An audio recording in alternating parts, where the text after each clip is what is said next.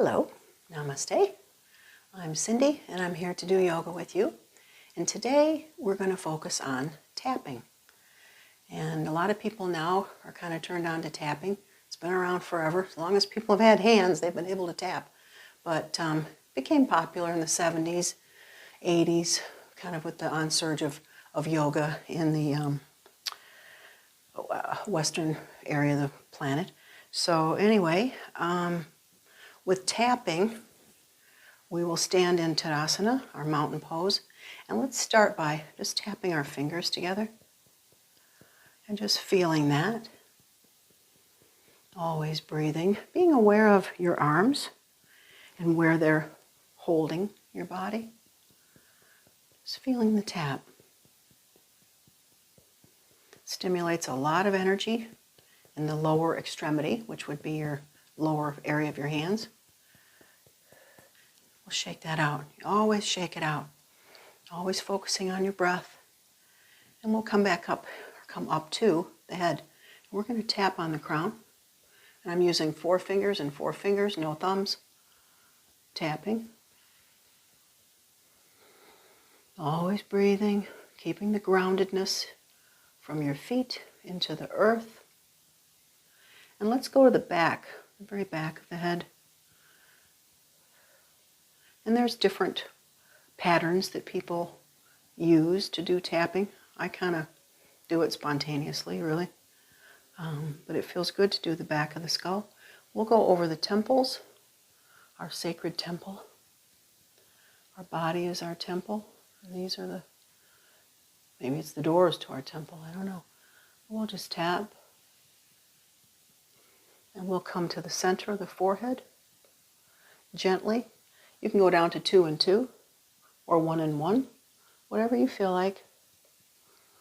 We'll come to outside of the eyes, always gentle, observing where you might be holding tension. Keep that loose. We'll go under the eyes, not too close up. I want to stay on the bones, the base of the orbit, I believe it's called. And we'll go one hand right under the nose. The pressure points are right here. My hand wants to wait, so I want to loosen that up. 2 fingers on either side of that split. It's good for your gums. Keeping yourself straight. I find myself doing this, so I want to self-correct. Deep breath, exhale. Let's let the other hand take a chance. And we'll go down to the pressure point under the lip.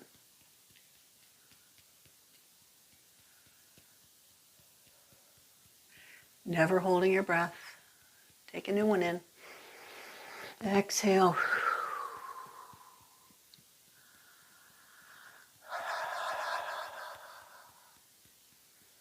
Just enjoying that. And then we'll pause. We'll shake that out. Shake it, shake it, shake it. Then we'll come back up. We'll do the clavicles.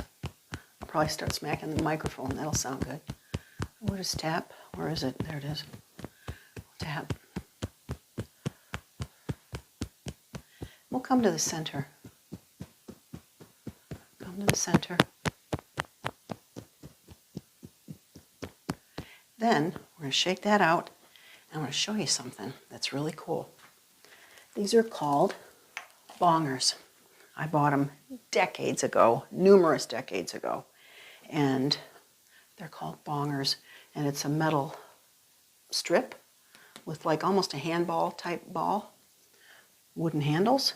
You place your index fingers there. You can still get them, you can find them online. But with Bongers, I don't like doing my head. What I do like to do is my thighs. And considering there's circulation throughout your whole body, and meridians, and nadis, and all sorts of magical words to describe what's inside our wonderful body, this stimulates. So, if you want to bong with me, take 2 spoons, plastic spoons, and use the cup side out, and you'll be using those instead of the Bongers. And they're lighter too, so that might be better to start. So if you got your spoons, and you can use your fingers for this as well, but fingers you'd have to bend down to get to it. And there's just something different about the bong. I love to do the hamstrings. It's good for the sciatic nerve, too. You can do your rear end.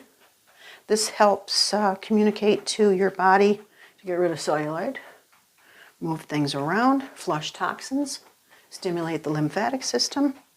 Life is good. Never, ever bong here. Never bong there or tap there or use spoons there at all, because the kidneys are there. You never bong your kidneys.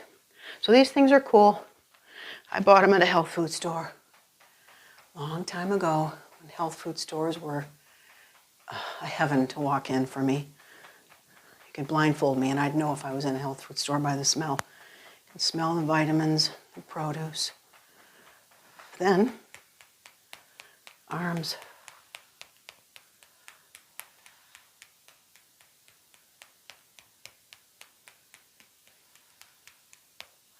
Switch sides. Try to do it evenly, side to side. Rotator cuff likes this, biceps like this, triceps. Should do that side too. Try to do each side pretty much symmetrically if you can. My knees stay poised, you can probably tell. Keeping it grounded. Things moving. I love it. Then, I really like this. You can do the back. Those neck muscles, they get so tight. The lats, latissimus dorsi, I believe it's called. You might want to get a little bit more length. Do that center right there, because what's on the other side? The heart chakra. It's an area that's very difficult to physically reach. The only way you truly reach that spot is through love. So we'll come back. You can also do your feet. Feet can take a bit more pressure, as you can hear. You stimulate. Don't forget the calves. Good way to stand on one foot. Switch. And I always start my cycle of breath over. Get tipsy. Hold it out. And bring it up. Calves. You could even do two. Probably should do two. That feels good.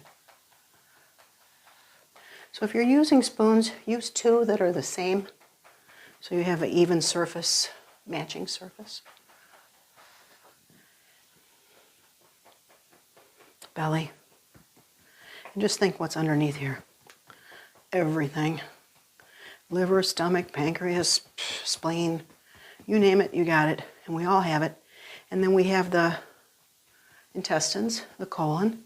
So this is really a nice way to help prevent constipation, because you've got a, what do you call it, an ascending colon, transverse colon, descending colon, all the way there. So you can do this. That feels pretty good.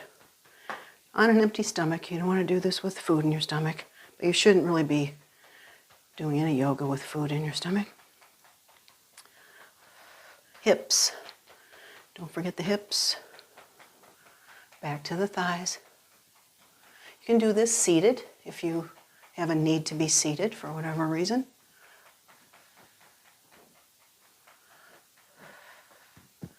Come back to the chest. Nice for the lungs. Stimulating the various areas of bodily wisdom.